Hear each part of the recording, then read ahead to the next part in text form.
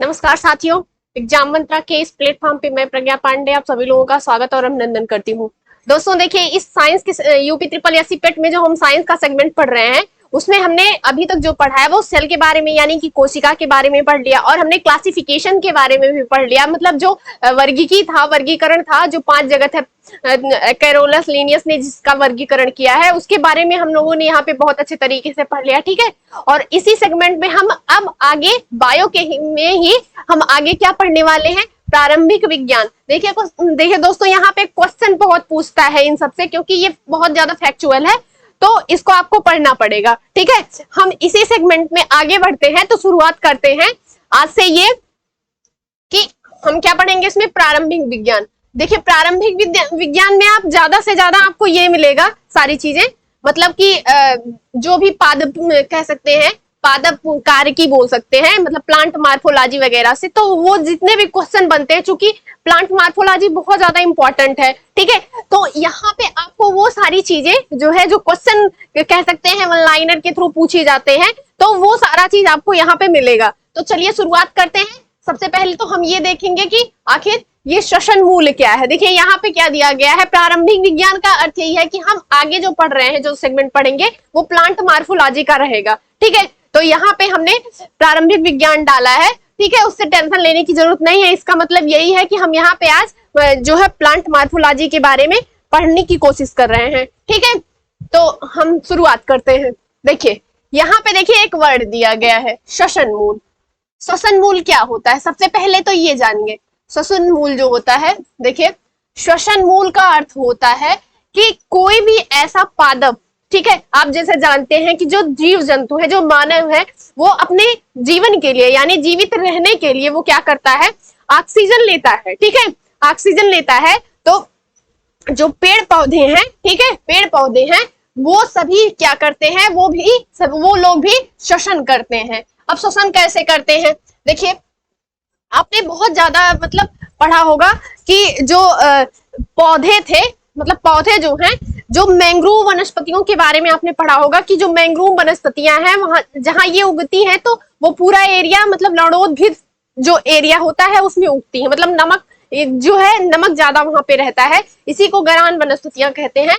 तो ये जहां उगती हैं, इनको सांस लेने के लिए, मतलब ये दलदली भूमि में, मार्स भूमि रहती है जहां पे ये उगती हैं, तो वहां पे इनको ऑक्सीजन की कमी रहती है। तो वो क्या करती हैं कि वो उनकी जो जड़ें हैं वो पानी में ना जाके पानी से निकल करके ऊपर आ जाती हैं। ऊपर आ जाती हैं क्यों, क्योंकि उनको श्वसन करना होता है। श्वसन करने के लिए वो ऊपर आ जाती हैं, यानी कि जहां दलदलीय वनस्पति है वो सांस लेने के लिए कैसे हो जाती हैं, वो ऊपर आ जाती है। तो यहाँ पे जो दिया गया है वही है कि श्वसन मूल। देखिए आगे भी दिया है, जलोद्भिद एवं लवणोद्भिद दोनों पादपों में पाए जाते हैं। यानी जो पौधे हैं जो श्वसन करते हैं वो दोनों हो सकते हैं, यानी जल में उगने वाले यानी जलोद्भिद, यानी कि मार्स वनस्पतियों में, मतलब मार्स लैंड पे उगने वाले को क्या कहते हैं, लवणोद्भिद। तो यानी कि जो दोनों है, यानी जो जल में उगते हैं और जो मार्स वनस्पतियां हैं, दोनों में क्या होती है, श्वसन मूल पाई जाती है। ठीक है, दोनों पादपों में पाए जाते हैं। ठीक, आइए आगे देखते हैं। ठीक है, यहाँ पे क्या दिया गया है, वे पादप जो केवल सूर्य प्रकाश में भली भांति विकसित होते हैं। देखिए ये क्वेश्चन बहुत ज्यादा पूछता है। क्वेश्चन कैसे पूछेगा, किस फॉर्मेट में पूछेगा केवल प्रकाश, मतलब केवल प्रकाश यानी सूर्य प्रकाश में जो विकसित होते हैं उन्हें क्या कहते हैं, तो उन्हें क्या कहते हैं, उन्हें आत्पादपोभिद यानी कि हेलियोफाइट। इन्हें क्या बोला जाता है, हेलियोफाइट यानी कि आत्पादपोभिद। ठीक है, इन्हें ये बोला जाता है। तो ये क्वेश्चन पूछता है, इसी वजह से ये ध्यान देने की जरूरत है इसमें। ठीक है, अब देखिए आगे क्या है, राइजोबियम एक प्रकार का सहजीवी जीवाणु है। मैंने कल बताया था आपको साइंस में कि जो राइजोबियम होता है वो क्या होता है कि ये नाइट्रोजन फिक्सेशन का काम करता है। जो राइजोबियम है वो क्या करता है, नाइट्रोजन फिक्सेशन का काम करता है। मैं यहां लिख दे रही हूं, जो राइजोबियम है वो क्या करता है, राइजोबियम है, जो राइजोबियम है वो क्या करता है, नाइट्रोजन का फिक्सेशन करता है। फिक्सेशन करता है, नाइट्रोजन का फिक्सेशन कैसे करता है, ये मैंने आपको कल बताया था कि देखिए जो दलहनी फसलें होती हैं जैसे अरहर हुई, सरसों हुई, तो उसमें क्या होता है कि नाइट्रोजन की कमी होती है। वो क्या करते हैं कि वो वायुमंडल से नाइट्रोजन को लेते हैं। तो उनकी जो गांठ में, मतलब कह सकते हैं ना कि जैसे आप अरहर जब निकाली जाती है भूमि से तो उसमें गांठें होती हैं, तो उसी गांठ में क्या रहता है, राइजोबियम रहता है, जो क्या करता है कि वो वायु से नाइट्रोजन लेता है और पेड़ पौधों या मृदा को देता है, और वो क्या करता है वहां पे सहजीवी, यानी कि वो उस गांठ में घर अपना आवास बनाता है, उसको आवास वहां पे मिलता है और वो भोजन प्रोवाइड करवाता है पादपों को। तो ये क्या करती है, इसी का अर्थ यहाँ पे दिया गया है कि सहजीवी जीवाणु है। ठीक है, सिम्बायोसिस बैक्टीरिया है, ये सिम्बायोसिस का काम करता है। और कहाँ पे करता है कि जो दलहनी फसलें हैं उनमें, जिनमें नाइट्रोजन की कमी पाई जाती है, उन फसलों के लिए ये सहजीवी का कार्य करता है। ठीक है, तो आइए आगे देखते हैं। जैसे मैंने सेल में बताया था आपको, तो सेल के बारे में मैंने बताया, यहाँ पे भी क्वेश्चन दिया गया है। तो ये देखिए क्या है क्वेश्चन, कोशिका भित्ति यानी कि सेल वॉल के आधार पर जंतु कोशिका तथा पादप कोशिका में अंतर किया जाता है। ठीक है, कोशिका भित्ति किसमें पाई जाती है, मैंने बताया था कि पादपों में जो है कोशिका भित्ति की उपस्थिति होती है। देखिए यहाँ पे एक क्वेश्चन पूछता है कि पादप में जो कोशिका भित्ति होती है, पादप में जो कोशिका भित्ति है ये किसकी बनी होती है। ये बहुत बार क्वेश्चन पूछा है, इवन लास्ट ईयर जो पेट का एग्जाम हुआ है उसमें सीधे सीधे क्वेश्चन पूछा हुआ है कि जो कोशिका भित्ति होती है, पादपों की जो कोशिका भित्ति होती है वो किसकी बनी होती है, वो सेल्यूलोज की बनी होती है, सेल्यूलोज की बनी होती है। ठीक है, अच्छा अब अगर आप ये देखेंगे कि जीवित जीवाणु में कोशिका भित्ति किसकी बनी होती है, ये क्वेश्चन भी पूछा है, तो यहां मैं बता दे रही हूं कि जो कोशिका भित्ति है जीवित जीवाणु में, जीवित जीवाणु में कोशिका भित्ति तो किसकी बनी होती है, तो जो जीवित जीवाणु में कोशिका भित्ति होती है उसको बोलते हैं पेप्टाइडो टाइडोग्लाइकॉल,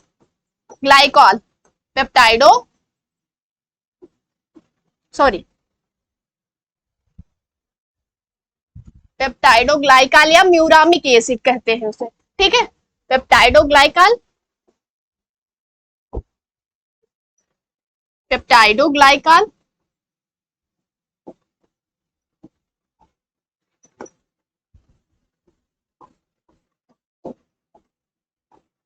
इसी को ही हम क्या बोलते हैं, इसी को हम म्यूरामिक एसिड बोलते हैं, म्यूरामिक अम्ल या एसिड कह सकते हैं आप। ठीक है, एसिड कहिए, एसिड ज्यादा सही रहेगा, अम्ल नहीं कहिए, एसिड कहिए। ठीक है, ये ज्यादा सही रहता है, म्यूरामिक एसिड। मतलब जो कोशिका भित्ति है, जीवित जीवाणुओं में जो कोशिका भित्ति पाई जाती है वो किसकी बनी होती है, तो पेप्टाइडोग्लाइकॉल की, अथवा इसी को म्यूरामिक एसिड भी बोलते हैं। ठीक है, अब आगे देखिए क्या दिया है इसमें, आगे देखिए क्या दिया है।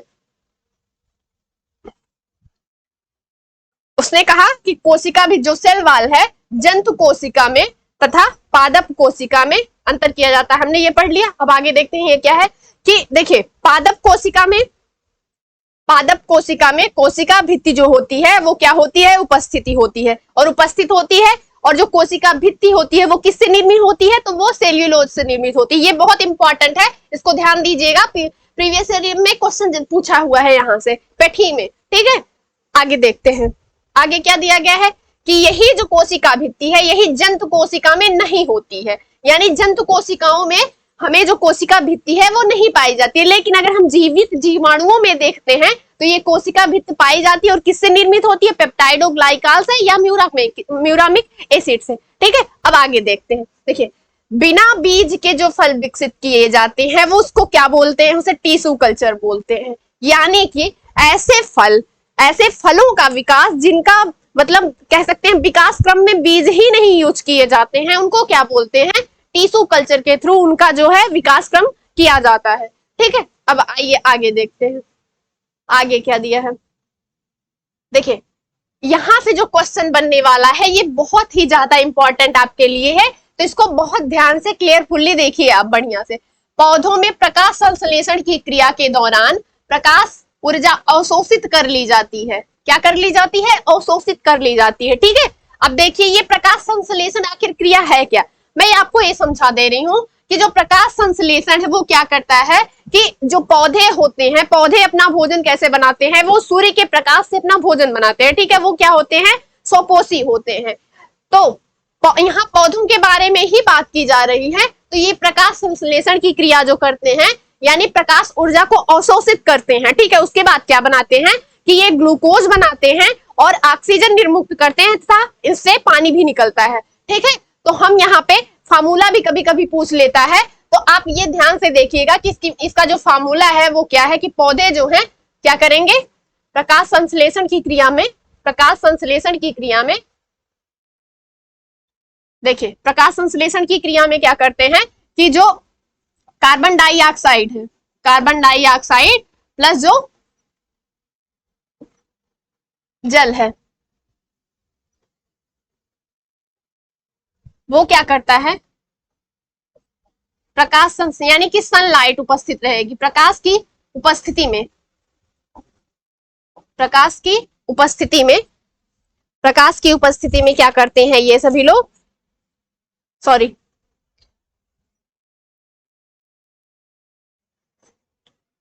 यहाँ पे देखिए, जो अगर हम इसको देखते हैं, चूंकि जो हमें ग्लूकोज का फार्मूला मिलता है, निकल के आता है, तो हालांकि हम फिजिक्स सॉरी केमिस्ट्री में बताएंगे कि यहाँ पे 6 होता है। 6 मतलब कार्बन के जो परमाणु हैं वो कितने होते हैं, 6 होते हैं, और जल के भी जो परमाणु है वो 6 होते हैं, ठीक है।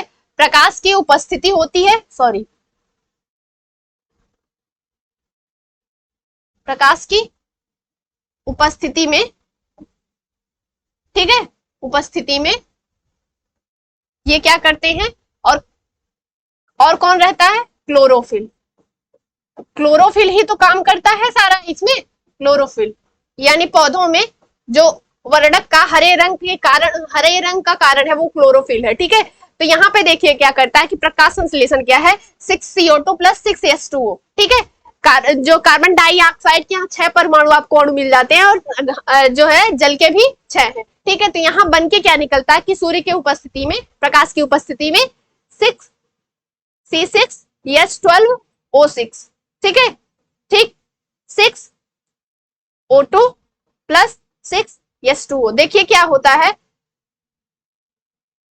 यहाँ पे जो है ग्लूकोज का निर्माण होता है, ठीक है, और यहाँ पे ऑक्सीजन निर्मुक्त होती है, ठीक है, और जल भी बाहर आता है, ठीक है।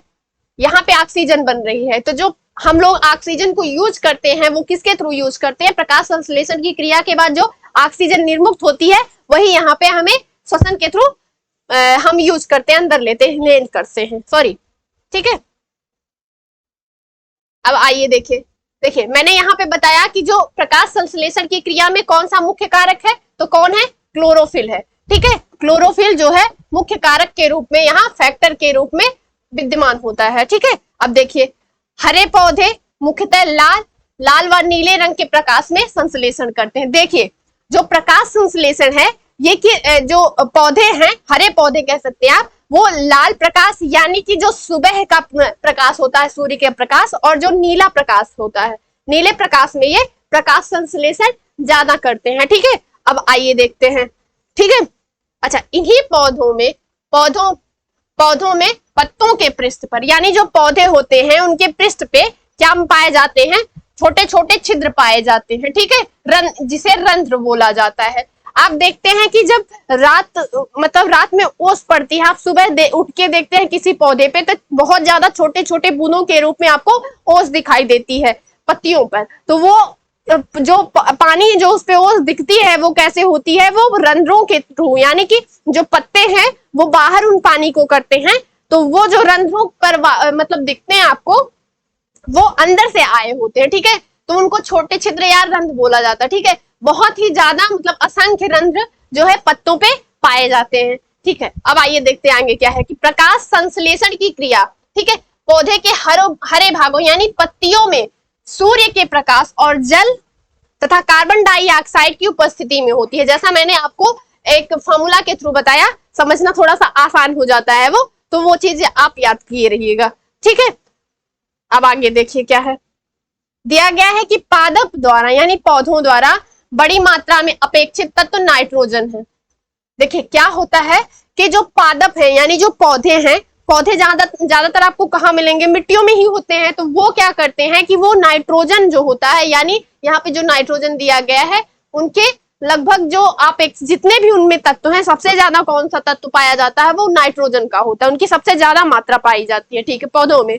ठीक है, अब देखिए क्या है कि ड्रोसेरा कीटहारी पादप यानी इंसेक्टिवोरस प्लांट है, यानी इसे मांसाहारी पादप भी बोलते हैं।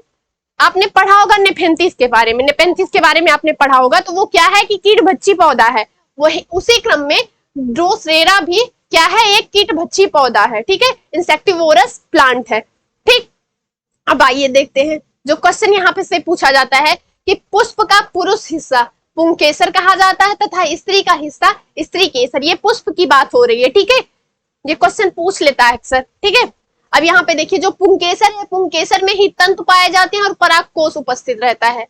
ठीक है, तंतु आपने फूल में देखा होगा कि छोटे छोटे तंतु ऊपर निकले हुए होते हैं, तो उन्हीं को क्या बोलते हैं, तंतु बोलते हैं। एक धागे नुमा संरचना होती है खड़ी खड़ी सी, तो उसी को तंतु यहाँ पे बोला जाता है। ठीक है, परागकोश ये सभी उपस्थित होते हैं। अब देखिए यूट्रिकुलेरिया क्या है, यूट्रिकुलेरिया भी जानते हैं, ये एक कीटभक्षी पौधा है। यूट्रिकुलेरिया भी एक कीटभक्षी पौधा, देखिए पूछ लेता है यूट्रिकुलेरिया के बारे में, ड्रोसेरा के बारे में, आपको नेपेंथिस के बारे में भी पूछ लेता है। नेपेंथिस के बारे में भी आपको जानना चाहिए। नेपेंथिस भी क्या है, ये है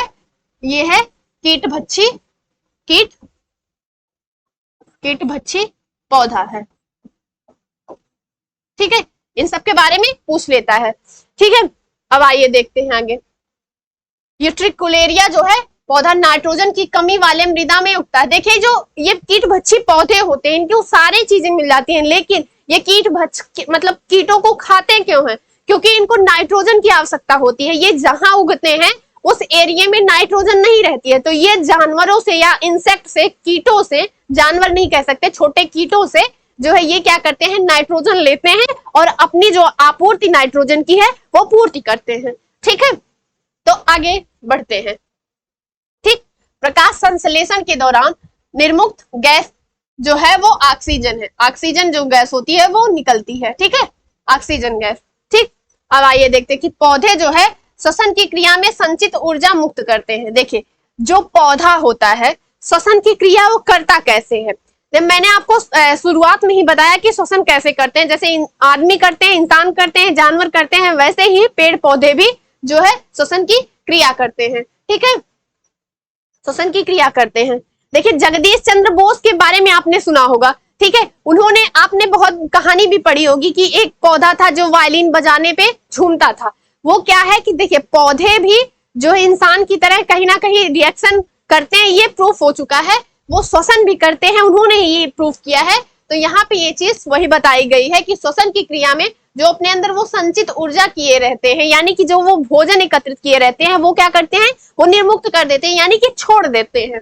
ठीक है, अब देखिए कि जो सबसे ज्यादा यहाँ पे इंपॉर्टेंट क्वेश्चन पूछा जाता है वो ये है कि देखिए boron, chlorine, copper, iron, manganese, molybdenum, nickel, जस्ता यानी कि जिंक, ये सभी क्या है कि सूक्ष्म पोषक तत्व हैं,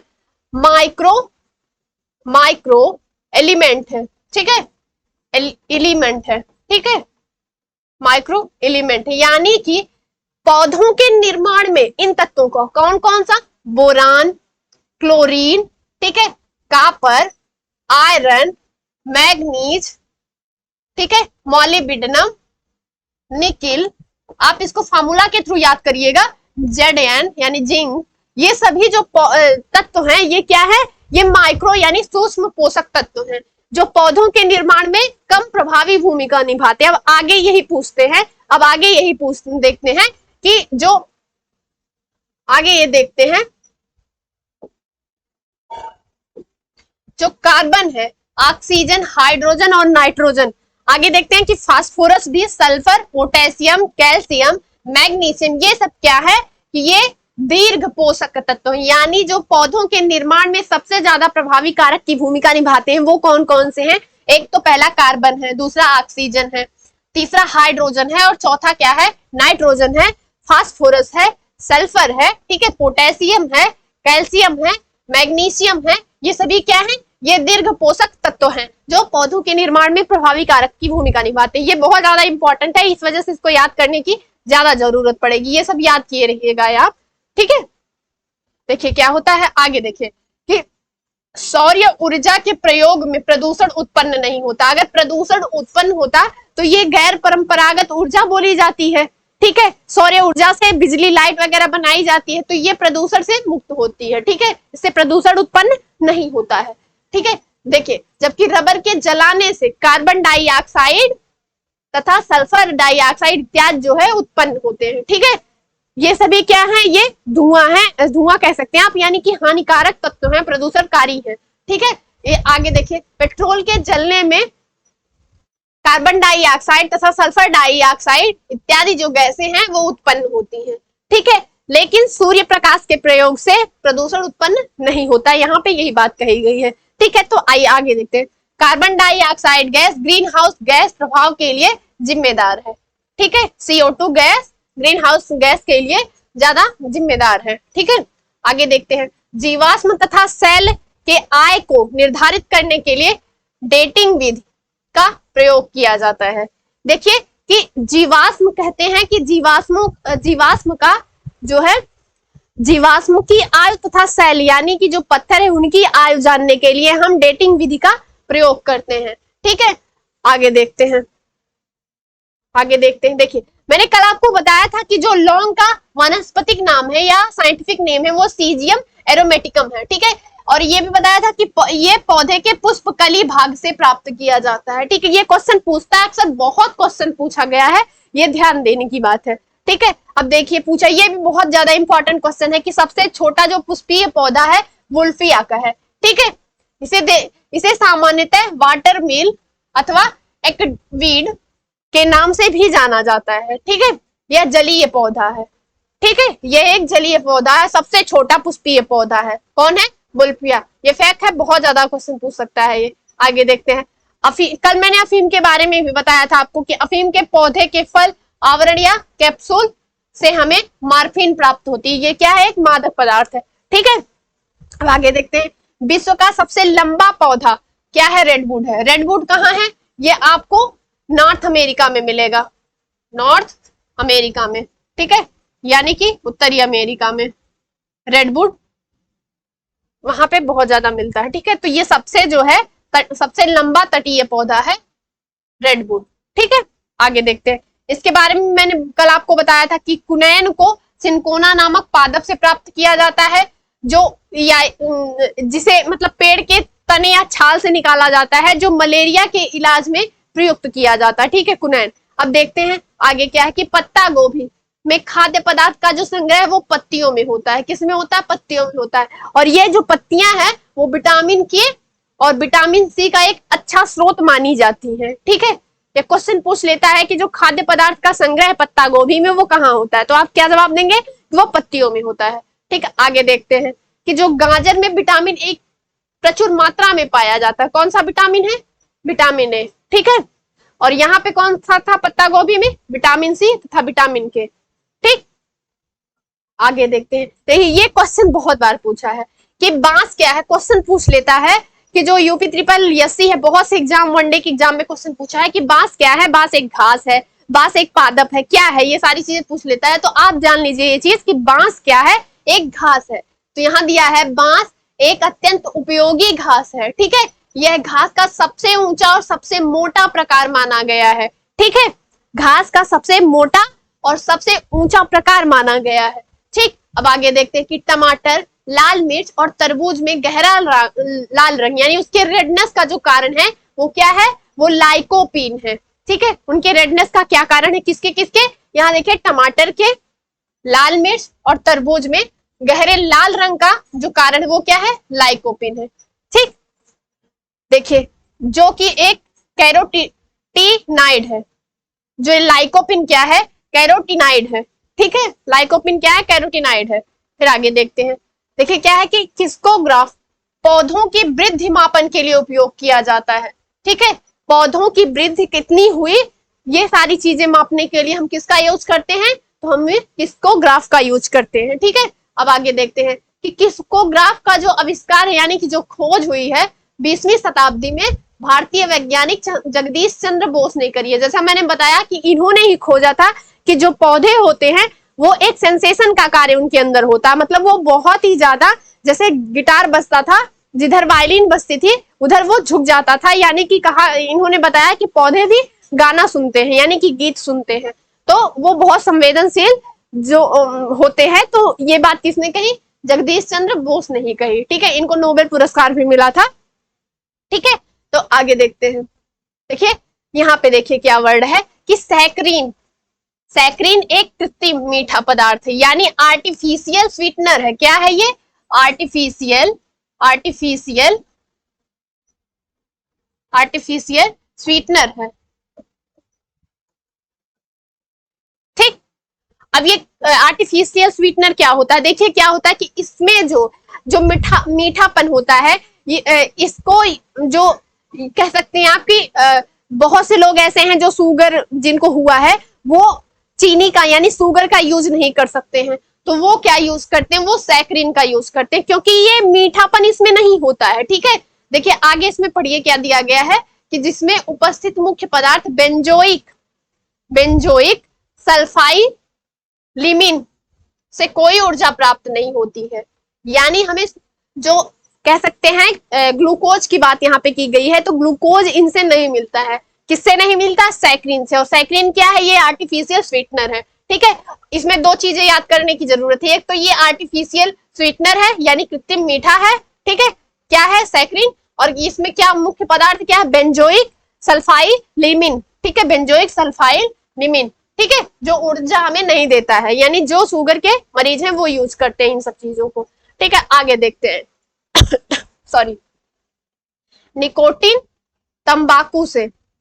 तंबाकू में देखिए ये बहुत ज्यादा क्वेश्चन इंपॉर्टेंट हो जाता है, ये क्वेश्चन बहुत ही ज्यादा इंपॉर्टेंट हो जाता है कि जो तंबाकू है उसमें क्या मिलता है। तो देखिए तंबाकू में क्या मिलता है? पहला तो निकोटीन है, दूसरा थीन है। पहला निकोटीन, दूसरा थीन। इसको निकोटीन थीन से आप याद करिएगा कि तंबाकू में निकोटीन और थीन होता है, ठीक। अब देखते हैं कि चाय की पत्तियों से हमें क्या मिलता है? कैफीन मिलता है, ठीक है। अब देखिए कैफीन काफी या चाय से, ठीक है, प्राप्त किया जाता है। और जो काली मिर्च से पिपेरिन प्राप्त किया। काली मिर्च देखते हैं ना क्या बहुत तीखी लगती है, मसालों वगैरह में यूज होती है, इवन चाय में सब डालते हैं, तो वो उसके जो तीखेपन का जो कारण है वो पिपेरिन के कारण है, ठीक है। देखो मैंने यहाँ पे आपको कल बताया था कि जो वर्गीकी में हमने बढ़िया से यहाँ पे पढ़ा था कि जो क्लासिफिकेशन है, क्लासिफिकेशन हमने यहाँ पे बढ़िया से पढ़ा है, क्लासिफिकेशन के बारे में हमने पढ़ा।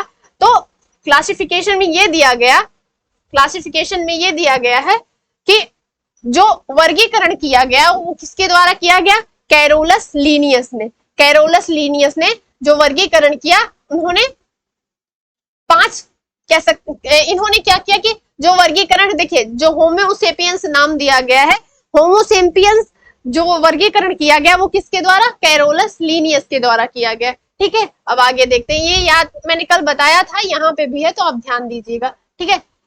कैरोलस लीनियस को वर्गीकरण विज्ञान का पिता बोला जाता है। मैंने बताया था कि फादर ऑफ क्लासिफिकेशन कौन है? वो है कैरोलस लीनियस, ठीक। आगे देखते हैं, देखिए इसमें क्या जो फ्रक्टोज है, यहाँ किसके बारे में बात की जा रही है? फ्रक्टोज क्या है? कि एक फल शर्करा है। और फ्रक्टोज क्या है? कि मोनोसेकेराइड शुगर है, ठीक है। शुगर के इसमें कई, मोनो मतलब बहुत ज्यादा, बहुसंख्यक बोल सकते हैं, तो शुगर के बहुत से इसमें अणु पाए जाते हैं। कौन है ये? फ्रक्टोज है। फ्रक्टोज कहाँ से मिलती है हमें? फल शर्करा है, यानी द्रक्षास शर्करा भी इसी को बोलते हैं, यानी अंगूर से भी ये प्राप्त की जाती है, ठीक है। आगे देखिए लीवर सिरोसिस। देखिए क्वेश्चन ये पूछ लेता है कि जो लीवर की बीमारी है, ठीक है, लीवर की बीमारी है उसका क्या नाम है? तो आप क्या बोलेंगे? लीवर सिरोसिस है, ठीक है। ये कहाँ होती है? तो ये लीवर में होती है, ठीक है। अब आगे देखते हैं क्या, लीवर सिरोसिस में यकृत कोशिकाएं बड़े पैमाने पर नष्ट हो जाती हैं। जो लीवर की कोशिकाएं हैं, लीवर सेल्स हैं, वो सारे डैमेज हो जाती हैं और उनके स्थान पे फाइबर तंतु, ठीक है, फाइबर तंतु का निर्माण हो जाता है और लीवर खराब कह सकते हैं, बेकार हो जाता है, जिससे इंसान की मृत्यु हो जाती है, ठीक है। आगे देखिए क्या है कि जो लीवर सिरोसिस होने का कारण है वो क्या है? शराब, सबसे ज्यादा अत्यधिक शराब का सेवन करने से लीवर सिरोसिस नामक बीमारी हो जाती है, ठीक है। देखिए, जो चाय है, चाय में मैंने बताया चाय और कॉफी में क्या मिलता है, कैफीन मिलता है। कैफीन जो है एक उद्दीपक है, ठीक है, उद्दीपक जो व्यक्ति को तरोताजा रखता है। कॉफी पीते ना कि आप नींद आ रही है, पढ़ते हैं तो अचानक से नींद आने लगती है, मन करता है कि मतलब कॉफी पी लें या चाय पी लेते हैं तो थोड़ी सी तरोताजा जो है हमें फील होता है, हम पढ़ने फिर से बैठ जाते हैं, ठीक है। तो वो किसके कारण होता है, कैफीन के कारण होता है। चाय में और कॉफी में कैफीन मिलती है, ठीक है। अब आइए देखें कि जैव उर्वरक उर्वरक सॉरी बायो फर्टिलाइजर, इसको क्या बोलते हैं, बायो फर्टिलाइजर, फर्टिलाइजर, ठीक। जो बायो फर्टिलाइजर है यानी जैव उर्वरक है, नाइट्रोजन स्थिरीकरण की प्राकृतिक प्रक्रिया के द्वारा पोषक तत्वों का संयोजन करता है। अब ये क्वेश्चन आ जाता है कि आखिर ये जैव उर्वरक क्या है। देखिए, जैव उर्वरक का निर्माण किससे होता है, जो कूड़ा करकट होता है घर का, जो कच्ची सब्जियों के छिलके होते हैं, जो गाय के गोबर या जो भी पशु हैं उनके जो गोबर हैं, उससे क्या बनाया जाता है, उससे जैव उर्वरक का निर्माण किया जाता है। और वो क्या करते हैं, देखिए यहाँ दिया भी है ना, प्राकृतिक प्रक्रिया के द्वारा पोषक तत्वों का संयोजन करते हैं, ठीक है। जैसे उर्वरक कार्य करता है सेम वही कार्य ये भी वैसे कुछ करता है, ठीक है। अब आइए देखते हैं, इसको याद करने के लिए मैंने ऐसा बोला है तो ये याद रहेगा, क्योंकि अमूमन सब लोग इसको थोड़ा सा कंफ्यूजन हो जाता है कि आखिर की ये जैव उर्वरक क्या है, ठीक है। उर्वरक तो सब जानते हैं लेकिन जैव उर्वरक के बारे में थोड़ा सा ध्यान देने की जरूरत है। तो आइए आगे बढ़ते हैं। देखिए आगे क्या दिया गया है, राइजोबियम। कल मैंने आपको बहुत अच्छे से बताया था कि राइजोबियम, एजेटोबैक्टर, एजोस्पिरिलम, ठीक है, एजोस्पिरिलम और नील हरित सवाल यानी blue green algae, blue green algae, ठीक। ये क्या है, ये जैव उर्वरक यानी बायो फर्टिलाइजर है। कौन कौन है, राइजोबियम है, एजेटोबैक्टर है, ठीक है, एजोस्पिरिलम है, ठीक है, और नीला हरित शैवाल है। ये सभी जैव उर्वरक का कार्य करते हैं, ठीक है। देखिए, तुलसी के पौधे का सभी भाग, ठीक है, जितने भी पार्ट तुलसी के पौधे में मिलेंगे वो सभी क्या होते हैं, औषधि के यूज में प्रयोग होते हैं। अच्छा, इसे क्या बोला जाता है, इसे शाक श्रेणी में यानी हर्ब्स की श्रेणी में, मतलब ये दवाओं के काम आता है। शाक का अर्थ क्या होता है, ये दवाओं में काम आता है, औषधियों में यूज होता है। तो तुलसी के जो पौधा है वो क्या है, औषधि है, ठीक। आगे देखिए, अच्छा, तुलसी को ही शाकीय भारतीय डॉक्टर भी बोला जाता है। ये वर्ड बहुत ज्यादा इंपॉर्टेंट है, ठीक है, ये वर्ड इंपॉर्टेंट है। क्या बोलते हैं तुलसी को, शाकीय भारतीय डॉक्टर के रूप में, ठीक। देखिए अब आगे की दाद, खाज, खुजली, आपको पहले ऐड दिखता था टीवी वगैरह में, टेलीविजन में ऐड दिखाया जाता था कि दाद, खाज, खिजली का जो ऐड देते थे वो किससे होता था, रिंग वर्म से, ठीक है। जो अब आगे देखिए, फंगस जो है, रिंग वर्म क्या है, एक फंगस है यानी कवक से निर्मित होने वाली बीमारी है। मतलब दांत, खाज, खुजली जो है वो किससे होती है, फंगस से होती है, ठीक है। आगे देखते हैं, नाइट्रेट्स का नाइट्रोजन गैस में विघटन विनाइट्रीकरण कहलाता है। देखिए क्या होता है कि नाइट्रोजन जो होता है, सॉरी नाइट्रेट जो होता है, नाइट्रेट जो होता है, नाइट्रेट जो होता है वो नाइट्रोजन में चेंज होता है, यानी नाइट्रेट जो है वो नाइट्रोजन में चेंज हो जाता है।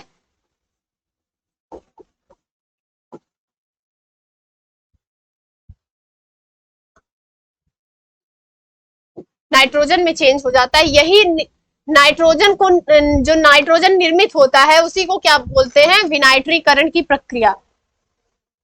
क्या बोलते हैं, विनाइट्रीकरण की प्रक्रिया, ठीक है। नाइट्रोजन का यहाँ पे विघटन हो रहा है, ठीक है। नाइट्रेट का विघटन किस में हो रहा है, नाइट्रोजन में हो रहा है, ठीक है।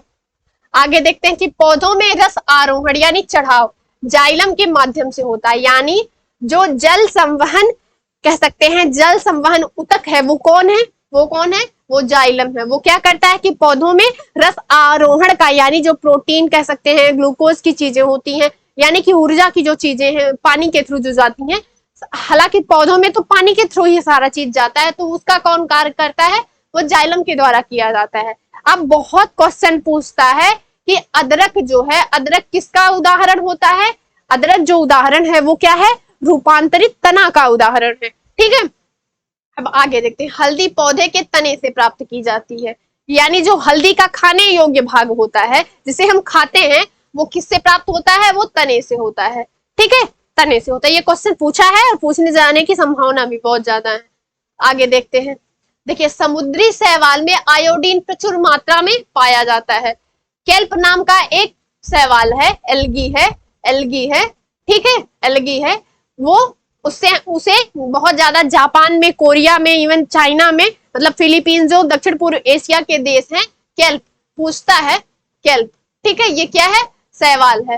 तो इसमें बहुत ज्यादा आयोडीन मिलता है, तो इसको ये लोग यूज करते हैं भोजन में, सलाद में, ये सारी चीजें, मतलब सलाद के थ्रू ये सब खाते हैं, इनका यूज ये करते हैं बहुत ज्यादा आयोडीन की वजह से। ठीक है, देखिए, मसालों की सौरभ और सुवास, यानी कि मसालों में जो सुगंधित होने का कारण है, ठीक है, मसालों में जो मतलब महक कह सकते हैं आप, महक होती है, वो एरोमेटिक एमिनो अम्लों के कारण होती है। जो महक होती है ना, आप जैसे मसाले जो हैं उसको आप निकालिए, सूंघिए, तो अच्छी सी एक सोंधी सी महक आती है, तो वो क्यों आती है? वो एरोमेटिक एमिनो अम्लों के कारण आती है। ठीक है, अब आगे देखते हैं कि वनस्पति तेलों का घी में परिवर्तन हाइड्रोजनीकरण होता है। वनस्पति तेलों में जो है, वनस्पति तेलों से जो घी बनाई जाती है वो किसके द्वारा होती है? तो हाइड्रोजनीकरण होता है, उसमें हाइड्रोजन की क्रिया विधि होती है। ठीक है, उससे क्या बनता है? घी बनता है। ठीक, आगे देखते हैं। अब देखिए, ये क्वेश्चन पूछा है कि अल्फाल्फा फेबिएसी कुल का एक पुष्पीय पादप है। कैसा पादप है? पुष्पीय पादप है। अल्फाल्फा क्या है? अल्फाल्फा एक घास है, ये घास है। ठीक है, घास है जो फेबिएसी कुल से संबंधित है। जितनी भी घास आ जाती हैं वो किसमें, कौन से कुल से संबंधित होती हैं? फेबिएसी कुल से। ठीक है, ये पुष्पीय पादप है। ठीक, आगे देखते हैं। एशिया में यह ल्यूसर्न घास के नाम से जाना जाता है। एशिया में इसको कौन से घास के नाम से जानते हैं? ल्यूसर्न घास के नाम से जानते हैं। ठीक है, अब आगे देखते हैं कि सूर्य के प्रकाश में जो गुलाब है वो लाल दिखाई देता है। सूर्य का प्रकाश है, उसमें जो गुलाब है वो हमें कैसा दिखाई देता है? वो लाल दिखाई देता है। आगे देखते हैं कि हरे प्रकाश में लाल गुलाब काला दिखाई देता है। अगर हरा प्रकाश हमें दिखे तो जो लाल गुलाब है वो हमें कैसा दिखाई देगा? काला दिखाई देगा।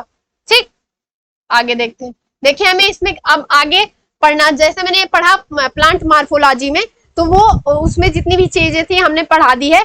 अगर आपको और भी अच्छे से ज्यादा पढ़ना, देखिए क्वेश्चन तो एक दो जो भी कह 3-4 क्वेश्चन आते हैं, मुश्किल से 5 क्वेश्चन तो वेटेज रखा गया है, तो आप इसको अगर अच्छे से पढ़ें प्लांट मार्फोलॉजी, तो बहुत ज्यादा टाइम लगेगा। इवन आप पढ़ना चाहते हैं तो मैं तो आपको यही कहूंगी, सजेस्ट करूंगी कि अगर आपको पढ़ना है तो लूसेंट को उठाइए, उसी को पढ़िए। बहुत ज्यादा डीप जाने की जरूरत नहीं है, क्योंकि उसमें इतना ज्यादा पूछता ही नहीं, टाइम है तो पढ़िए आराम से, कोई दिक्कत नहीं है, लेकिन हाँ, इतना ज्यादा डीप से क्वेश्चन नहीं पूछता है। ठीक, अब आगे देखते हैं। अब हमें आगे जो पढ़ना है वो किसके बारे में पढ़ना है? जंतु विज्ञान की, यानी कि जूलॉजी हम पढ़ने वाले हैं। जूलॉजी, अब जूलॉजी में हम क्या बोलते हैं? फादर ऑफ जूलॉजी किसे बोला जाता है? मैंने पहले ही आपको बता दिया है कि father of zoology, father of zoology, यानी फादर ऑफ जूलॉजी किसे बोलते हैं? तो ये है अरस्तु, अरस्तु। ठीक, यानी कि जो जंतु विज्ञान के पितामह हैं वो कौन है? वो अरस्तु को बोला जाता है। अब आगे शुरू करते हैं कि आखिर ये जंतु विज्ञान है क्या। जंतु विज्ञान में हम क्या क्या चीजें पढ़ेंगे, ये सारी चीजें हम यहाँ पे देखते हैं। ठीक है, देखिए क्या दिया है कि प्रोटीन की रचना 20 अमीनो अम्लों के संयोग से होती है। जो प्रोटीन का निर्माण होता है उसमें कितनी लगभग अमीनो अम्ल की संयोजकताएं होती है या संयोजन क्रियाएं होती हैं? तो 20 अमीनो अम्ल के निर्माण से एक प्रोटीन का जो है निर्माण होता है। ठीक है, ठीक, एंजाइम प्रमुख रूप से प्रोटीन होते हैं। जो एंजाइम होते हैं वो प्रमुख रूप से क्या होते हैं? वो प्रोटीन कहे जाते हैं। ठीक है, अब देखिए कि यहाँ पे क्वेश्चन पूछ लेता है कि एंजाइम की जो खोज है किसने करी है? एंजाइम की जो खोज है किसने करी है? तो यहाँ पे देखिए, एंजाइम की खोज सर्वप्रथम जर्मन वैज्ञानिक कुहाने ने करी है। ठीक है, कुहाने ने करी थी। ठीक, एंजाइम की खोज कुहाने ने करी है। ठीक है, अब आगे देखते हैं कि जो पित्त है, पित्त है यानी पाइल जूस है, पाइल जूस है, ये कहाँ से मिलता है हमें, ये कहाँ हमारे बॉडी में रहता है, तो ये आमाशय में पित्त में रहता है। ठीक है, पित्त की थैली में पित्तरस मिलता है, हल्के पीले रंग का, किस रंग का, हल्के पीले रंग का, क्षारीय, यानी इसकी जो पीएच वैल्यू है वो कितनी है, इसकी पीएच वैल्यू जो है वो 7.6 से 8.6 मानी जाती है। ये कैसा तत्व है, यानी ये कैसा यौगिक है कह सकते हैं, तो ये पित्तरस में बनता है। ठीक, पित्तरस में बनता है और हल्के पीले रंग का, कैसा है, यानी ये बेस है, कैसा है, क्षार है, क्षारीय रूप है। ये जब पीएच वैल्यू 7 से अबव जाती है, ऊपर जाती है, तो तत्व क्या किस में आ जाता है, या तरल किस में आ जा सकता है, वो क्या उस क्षारीय तत्व माने जाते हैं। ठीक है, तो जो पित्त है उसकी जो पीएच वैल्यू मानी गई है वो कितनी है, वो पीएच 7.6 टू 8.6 तक मानी गई है। ठीक है, पीएच की जो बेस वैल्यू है इतनी रहेगी, और ये क्या है, क्षारीय रूप में होता है। ठीक है, और जो ये यकृत में बनता है, यानी जो पित्त है, जो पित्त है, पित्त रस कह सकते, यानी पित्त थैली, जो पित्त की थैली होती है वो कहाँ होती है, वो लीवर में मिलती है। ठीक है, ये कहाँ बनता है, लीवर में बनता है। ठीक है, अब आगे देखते हैं, यूरिया का जो संश्लेषण होता है वो कहाँ पे होता है, लीवर में होता है, यकृत में होता है। ठीक,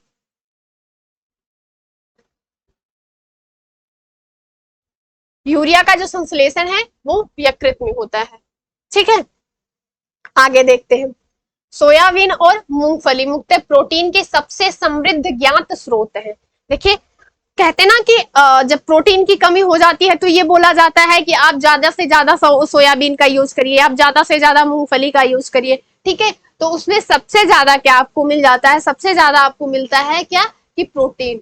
यहाँ पे क्या दिया गया है कि प्रोटीन के सबसे समृद्ध ज्ञात स्रोत है कौन, प्रोटीन के सोयाबीन और मूंगफली, सबसे ज्यादा इनमें प्रोटीन मिलता है। ठीक, अब देखते हैं आगे कि नींबू में सिट्रिक अम्ल की मात्रा लगभग 5 से 6% होती है, जिसके कारण इसका जो स्वाद है वो कैसा होता है, इसका स्वाद जो है वो खट्टा होता है। नींबू के खट्टेपन का क्या कारण है, सिट्रिक एसिड है। ठीक है, विटामिन सी से बोलते हैं, विटामिन सी इसमें मिलता है।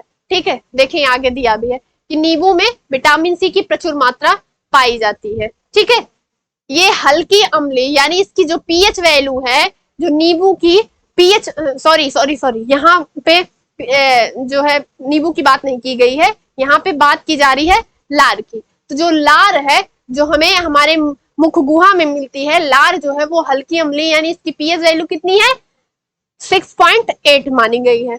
ठीक है, अब देखते हैं कि जठर रस में, देखिए जठर रस कहाँ मिलेगा, ये आमाशय में मिलता है। ठीक है, कहाँ मिलता है, ये आमाशय में मिलता है, आमाशय में, आमाशय में मिलता है। जठर रस में रेनिन नामक पाचक एंजाइम पाया जाता है, ये क्या करता है, पाचन में सहायक है, कौन, रेनिन। कहाँ मिलता है, ये हमें जठर रस में मिलता है। ठीक है, और यही जो है दूध के पाचन में भी सहायता करता है, रेनिन जो है दूध के पाचन में भी सहायता करता है, और ये जठर रस में पाया जाता है, और पाचक एंजाइम इसे कहते हैं। ठीक, देखिए रेनिन जो है दूध को दही में स्कंदित करने वाला एंजाइम है। दूध से दही के बनने का जो कारण है, यानी स्कंदन का जो कारण है, कोगुलेंट का जो कारण है, वो क्या है, वो रेनिन है। रेनिन से हमें क्या मिलता है, दूध से दही प्राप्त होती है। ठीक है, आगे देखते हैं, देखिए आगे क्या है कि गाय के दूध में कैरोटीन, ठीक है, उपस्थित होने के कारण उसका जो रंग है वो कैसा होता है, पीला होता है। गाय का दूध कैसा आपको मिलता है, लगभग हल्का हल्का पीला मिलता है, वो किसके कारण होता है, कैरोटीन के कारण होता है। कैरोटीन की उपस्थिति होती है जिसके कारण इसका रंग जो होता है वो पीला होता है। आगे देखते हैं कि खट्टे दूध में जो फट जाता है दूध, जो बेकार दूध हो जाता है, वो किसके कारण, लैक्टिक एसिड उसमें ज्यादा हो जाता है। लैक्टिक एसिड हो जाने के कारण वो फट जाता है, यानी कि बेकार हो जाता है, खट्टा दूध हो जाता है। ठीक है, आगे देखते हैं कि आरबीसी का, यानी रेड ब्लड कॉर्पसेल्स का, लाल रक्त कणिका का जो कब्रिस्तान होता है वो प्लीहा यानी स्पिन, यानी कि तिल्ली को बोला जाता है, तिल्ली को बोलते हैं। ठीक है,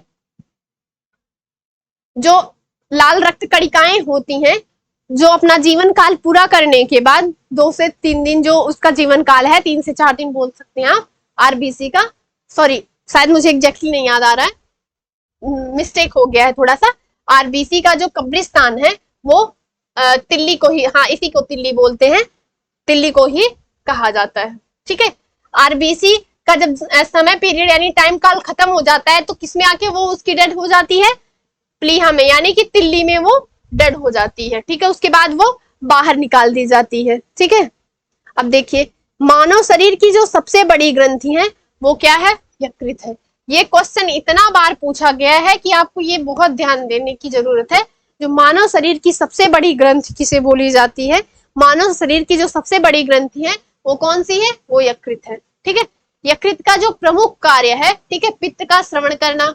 ठीक है, यानी कि ये सेक्रेशन करता है किसका, लीवर से क्या होता है, पित्त का सेक्रेशन होता है, सेक्रेशन होता है। ठीक है, देखिए और लीवर से क्या निकलता है, अमीनो अम्ल निकलता है। ठीक है, और इसी से ही डीएमिनेशन, यूरिया का संश्लेषण और विषैले पदार्थों का विष ग्रहण, विटामिनों का संश्लेषण इत्यादि होता है। देखिए लीवर जो होता है, लीवर से क्या क्या सेक्रेशन होता है, पित्त का श्रावण होता है, जैसे मैंने बताया कि पित्त रस लीवर में बनता है। ठीक है, तो यहाँ क्या दिया है कि ये सेक्रेशन करता है। ठीक है, लीवर में ही क्या बनेगा, अमीनो अम्ल। ठीक है, यूरिया का ये संश्लेषण करेगा। ठीक है, और इसी से जो अगर लीवर या पूरे बॉडी में जो विषैले पदार्थ मतलब पाए जाते हैं, उनसे जो विष का ग्रहण करना, यानी विष को जो टॉक्सिक पदार्थ हैं उनको अपने में खींचना, उसको निकालना बाहर, ये किसका कार्य है, ये लीवर का कार्य। ठीक है, और यही क्या करता है, यही विटामिनों का, जितने भी विटामिन है उनका संश्लेषण का कार्य लीवर करता है। ठीक, आगे देखते हैं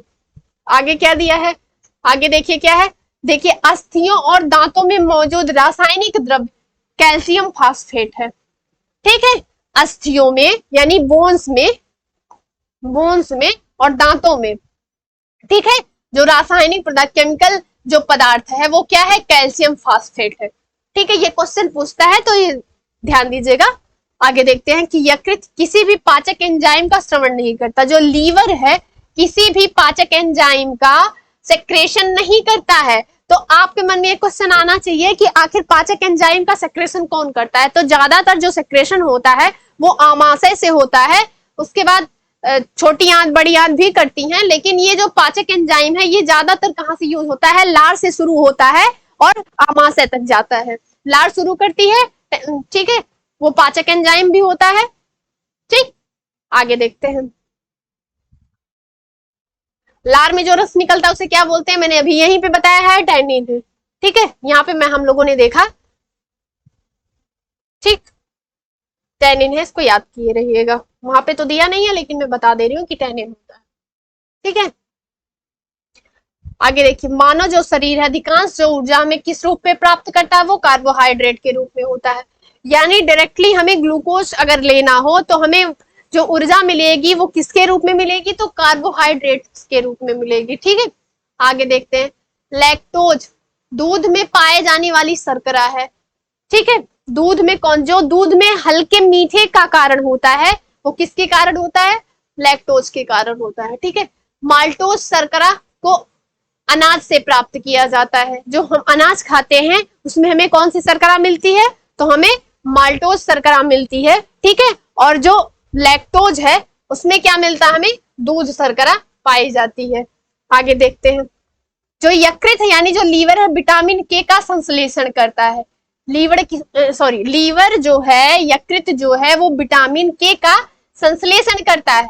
ठीक है, विटामिन के खून यानी कोagulation में जब चोट लग जाती है तो अचानक से ब्लड बहने लगता है ना, निकलता है, तो उसके अस्कंदन में यानी कि थक्का बनने में कौन कार्य करता है, विटामिन के कार्य करता है। ठीक है, अस्कंदन में कौन कार्य करता है, विटामिन के कार्य करता है। ठीक है, अब देखते हैं कि नाइट्रोजन जो है प्रोटीन का अनिवार्य घटक है।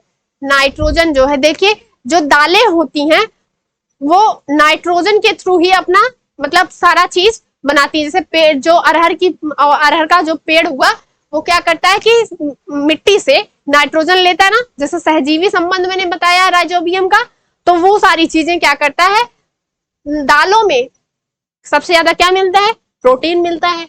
तो प्रोटीन का जो सबसे ज्यादा अनिवार्य घटक होगा वो कौन सा होगा, नाइट्रोजन होगा। ठीक है, आगे देखते हैं कि जो प्रोटीन है, अमूमन आप देखते हैं, अमूमन देखते हैं जो खाद्य पदार्थ हैं जितने भी हैं वो कार्बन, हाइड्रोजन और ऑक्सीजन से मिलके बने होते हैं। उनका जो वेटेज होता है 1:1 का होता है। ठीक, अगर इसको सेट और सबसेट में देखते हैं तो उनका वेटेज कार्बन का, किसका, कार्बन का, हाइड्रोजन का, आप ऐसे लिखते हैं, और ऑक्सीजन। ठीक है, दो तो नहीं लगा रहता, ये ऐसे लिखते हैं, कार्बन का, हाइड्रोजन, ये एक सिंबल है। तो इसका जो अनुपात होता है वो 1:2:1 का होता है। अमूमन क्या हमें मिलता है, कार्बन, हाइड्रोजन और ऑक्सीजन मिलता है। लेकिन जो प्रोटीन है उसका आणविक जो यौगिक है वो कौन सा है, पहला कार्बन है, दूसरा हाइड्रोजन है, तीसरा ऑक्सीजन है और चौथा क्या है, वो नाइट्रोजन है। तो जो उसमें सबसे ज्यादा अनिवार्य घटक आके मिल जाता है वो कौन सा होता है, वो नाइट्रोजन होता है। ठीक है, इसको आप ध्यान दीजिएगा। ठीक, आगे देखिए, एक वयस्क मानव में सामान्यतः 12 चवरणक दंत पाए जाते हैं। देखिए, जो फार्मूला होता है, दांत का जो फार्मूला है वो क्या है,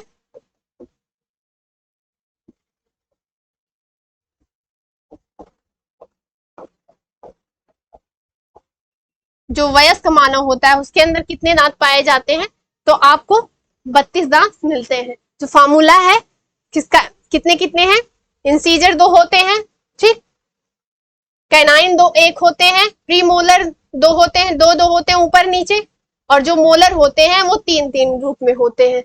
कितने कितने हैं, इंसीजर 2, कैनाइन 2, मतलब 1 के फॉर्म में, फिर प्रीमोलर 2, जो मोलर 2। ठीक है, चवरणक, अग्र चवरणक, ठीक है, कृदनक और रदनक, ये सभी किसके फॉर्म में होते हैं, ऐसे फॉर्मूला आप याद करिएगा, 2 1 2 3 बाई 2 1 2 3। ठीक है, और 2 से गुणा करते हैं तो 32 हमें प्राप्त हो जाते हैं। वयस्क मानव में 32 दांत पाए जाते हैं। ठीक है, यहाँ पे दिया गया है कि मानव में सामान्यतः 12 चवरणक दंत होते हैं। ये गिन लीजिए, 2 2 4 2 6 6 4 10 10 10 6 16। हालांकि यहाँ चवर्णक की बात की गई है, तो देखिए चवर्णक कितने हैं, इंसीजर का 2 है, प्रीमोलर और मोलर है, ये सब चीजें ऐसी हैं। ठीक है, इसमें चवर्णक दंत 12 पाए जाते हैं सामान्यतः। ठीक है, अब देखिए ये क्वेश्चन बहुत पूछा है कि हेपेटाइटिस किसका रोग है, तो हेपेटाइटिस किसका रोग है, जिगर का रोग है। ठीक है, जिगर का रोग है। ठीक, आगे देखते, अब आगे देखिए क्या कि आमाशय रस में हाइड्रोक्लोरिक HCl अम्ल प्रोटीन शरीर में, ये मिटा देते हैं,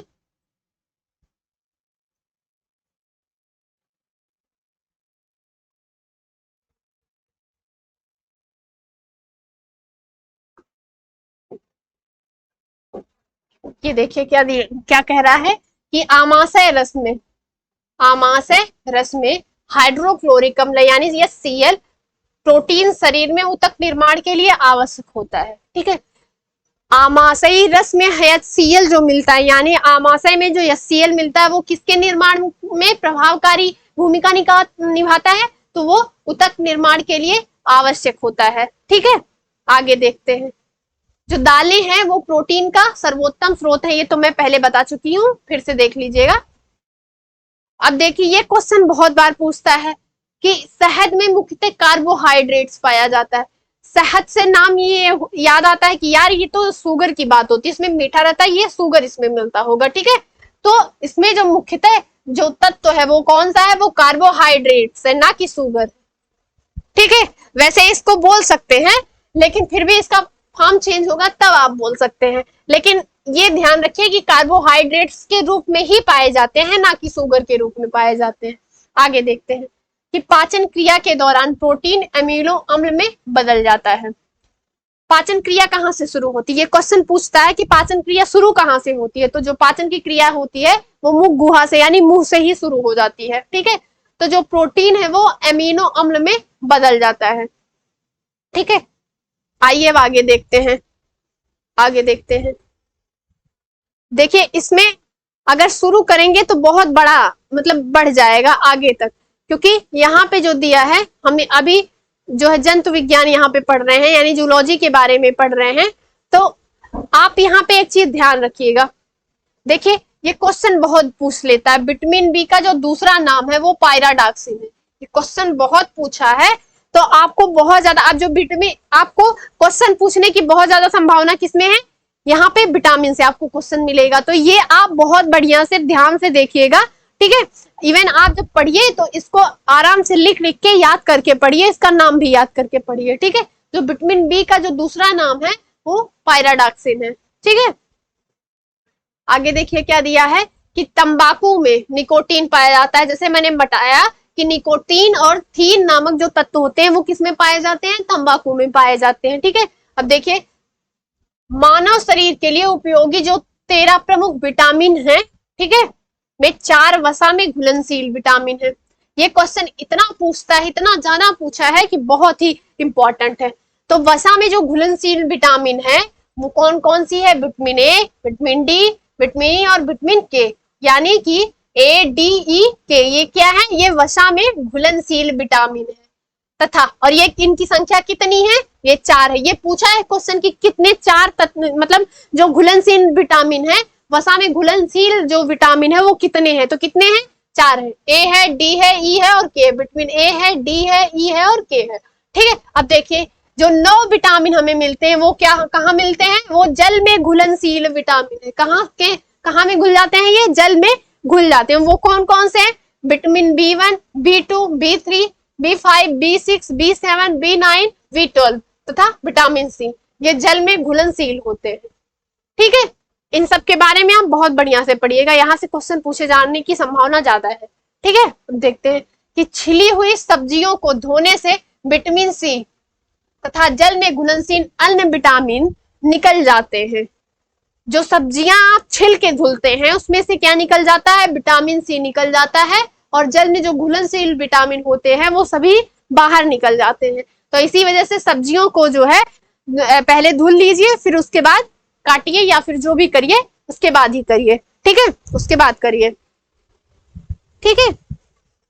आगे देखते हैं कि जो सिट्रस फल है, जिसमें सिट्रस फल मतलब जिसमें विटामिन सी, जिसमें विटामिन सी की प्रचुर मात्रा पाई जाती है, जिसमें विटामिन सी की प्रचुर मात्रा पाई जाती है, वो किस में आ जाते हैं, वो सिट्रस फल में आ जाते हैं। और सिट्रस फल कौन कौन से, नींबू, संतरा, मौसमी, ये सभी क्या हैं, इनमें विटामिन सी की मात्रा प्रचुर मात्रा पाई जाती है, सिट्रस फल है, ठीक है। आज आंवला, टमाटर आदि विटामिन सी के प्रमुख स्रोत है। ये बहुत, विटामिन सी जो है सबसे ज्यादा इंपॉर्टेंट है, क्वेश्चन पूछता है तो सॉरी, इसमें आप ये बहुत बढ़िया से ध्यान दीजिएगा। जो विटामिन सी वो किस किस में मिलती है, तो नींबू में, संतरा में और मौसमी में पाई जाती है, ठीक है। और देखिए आंवला में और टमाटर में भी ये पाए जाते हैं, ठीक है। आइए देखते हैं कि मछलियों के यकृत तेल में, यानी जो कार्ड लीवर, इसे कार्ड लीवर या तेल बोलते हैं, कार्ड लीवर बोलते हैं, उसमें क्या होता है, उसमें विटामिन डी प्रचुर मात्रा में पाया जाता है। यकृत तेल को क्या बोलते हैं, कार्ड लीवर, ठीक है, कॉड लिवर। ये ज्यादातर यूज जो है औषधियां बनाने में होता है, यूज बहुत ज्यादा किया जाता है। तो क्या है, मछलियों से निकलता है यकृत तेल, उसमें क्या होता है कि विटामिन डी की जो है प्रचुर मात्रा पाई जाती है, ठीक है। अब देखते हैं, प्रातःकालीन धूप में मानव शरीर में विटामिन डी उत्पन्न होता है, यानी जब आप सुबह में, एकदम मॉर्निंग कह सकते हैं, भोर में जब आप जो है सूर्य के प्रकाश, जो रेड प्रकाश मिलता है, ठीक है, उसमें सबसे ज्यादा क्या मिलता है, विटामिन डी, जो मानव शरीर में निर्मित होता है, ठीक। आगे देखिए, सागों यानी हरी सब्जियों में सबसे अधिक पाया जाने वाला जो तत्व है वो क्या है, आयरन है। यानी हरी पत्तेदार जो सब्जियां होती हैं वो किसके लिए धनी मानी जाती हैं, तो उसमें आयरन सबसे ज्यादा पाया जाता है, ठीक है।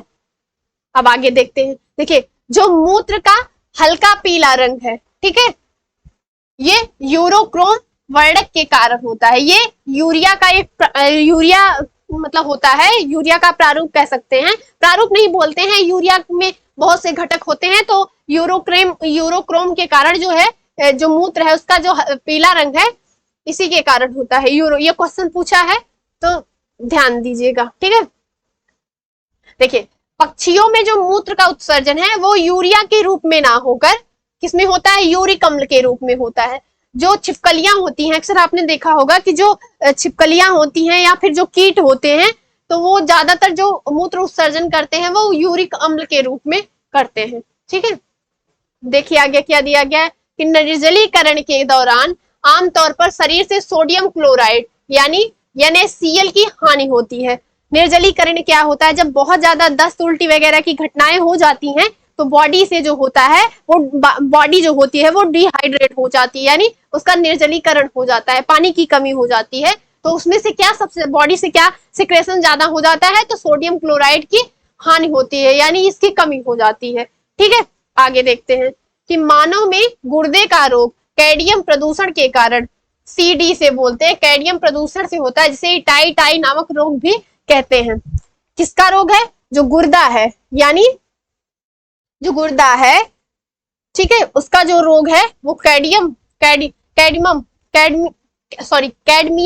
प्रदूषण से होता है, जिसे टाई रोग भी कहते हैं। ठीक है, ये श्वसनकारी मतलब सांस लेने से होता है, ज्यादा प्रदूषित रहेगा जिस वातावरण में कैडमियम ज्यादा मिलेगा वहां पे जो रोग होगा वो कौन सा रोग होगा, वो गुर्दे से संबंधित रोग होगा, इसी को टाई रोग भी बोलते हैं। ठीक है, इसमें क्या होता है कि जो गुर्दे होते हैं जब सही ढंग से काम करना बंद कर देते हैं, जब कोई रोग हो जाता है उसमें, तो रक्त का शोधन या अपवहन या इसी को डायलिसिस कहते हैं। ठीक है, गुर्दे में गुर्दा जब खराब हो जाता है तो उसका क्या किया जाता है, डायलिसिस किया जाता है। ठीक है, आगे देखते हैं कि वयस्क मनुष्य के शरीर में कुल 209 हड्डियां होती हैं। ये क्वेश्चन पूछा है बहुत ज्यादा, तो ये ध्यान दीजिएगा कि जो वयस्क मनुष्य है उसके शरीर में जो कुल हड्डियां होती हैं वो 206 मिलती हैं। ठीक है, अब यहाँ पे ये भी पूछा है कि शरीर की सबसे बड़ी जो हड्डी है वो कौन सी है, वो फीमर यानी कि अरु अस्थि बोल सकते हैं, उसी को कहते हैं, जो जांघ में पाई जाती है। कहाँ पाई जाती है, जांघ में पाई जाती है, क्या बोलते हैं, फीमर। और शरीर की सबसे बड़ी हड्डी है ये। ठीक है, सबसे छोटी हड्डी जो होती है वो स्टेपीज यानी कान की हड्डी होती है, ये कहाँ मिलती है, कान में पाई जाती है। अब आगे देख लेते हैं कि जो मानव शरीर में कुल 12 जोड़ी पसलियां पाई जाती हैं। 12 जो मानव शरीर का जैसे पसलियां क्या है कि बाजू में आपको मिल जाएंगी, पैरों में मिलेंगी, तो इनकी जो संख्या है, जो पसलियों की संख्या है वो 12 जोड़ी है, यानी कि 24 पाई जाती है। ठीक है, 24 पाई जाती है। ठीक है, देखिए हम इसके बाद से कल शुरू करेंगे। ठीक है, आज के लिए इतना ही। ठीक, आप इसको बहुत ध्यान तरीके से पढ़िएगा, और जो चीजें आपको छूटेंगी, जो आपको लगता है कि पढ़ना है, तो वो आप जाके, अगर मैं सजेस्ट करूंगी कि आप लूसेंट पढ़िए, लेकिन डीप जाने की बहुत ज्यादा जरूरत नहीं है। ठीक है, अगर आपको लगता है कि पढ़ना है तो आप बेशक पढ़िए, कोई दिक्कत नहीं, अगर आपके पास टाइम हो। लेकिन अगर 4-5 क्वेश्चन पूछने हैं जिसमें सबसे ज्यादा बायो के ही क्वेश्चन पिछली मतलब लास्ट ईयर प्रीवियस ईयर में पूछे गए हैं, जो क्वेश्चन पूछा गया मैंने बताया भी है। इवन आपको यहाँ पे जब PDF मिलेगा तो सारा जो क्वेश्चन है वो लास्ट में जो है क्वेश्चन ऐड कर दिया जाएगा। ठीक है, तो आप क्वेश्चन को रिवीजन करिए और ये सारी चीजें पढ़िए। इसी के बाद हम कल से शुरू करेंगे यहाँ से। ठीक है, यहाँ से हम कल से शुरू करेंगे। तो आज के लिए बस इतना ही। बहुत बहुत ज्यादा धन्यवाद आप सभी लोगों का। आशा है कि आप लोग सभी लोग मस्त से एकदम पढ़ाई कर रहे होंगे। ठीक है, तो अपने आसपास ध्यान दीजिए। ठीक है, अपने स्वास्थ्य का भी ध्यान दीजिए पढ़ाई के साथ साथ। ठीक है, मस्त से एकदम पढ़ते रहिए, एकदम जिंदाबाद रहिए। ठीक है, धन्यवाद क्लास, नमस्कार।